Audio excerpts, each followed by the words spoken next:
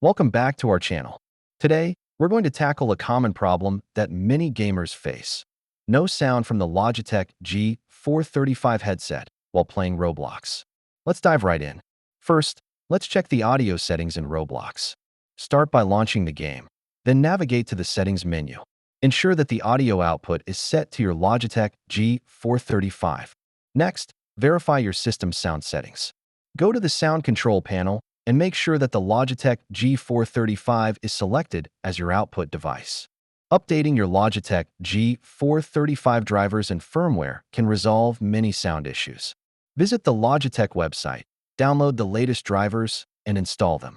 If you're using the Bluetooth version of the G435, let's check for any connectivity issues. Ensure that the headset is properly paired with your device and repair it if necessary. Another helpful step is to run the built-in audio troubleshooter in Windows. It can automatically detect and fix common sound problems. Just search for Troubleshoot in the Start menu. Let's also adjust the in-game audio settings in Roblox. Make sure the audio slider isn't muted or turned all the way down. To rule out headset issues, test the Logitech G435 with other applications. Whether it's Discord, a media player, or a video call, make sure it works elsewhere.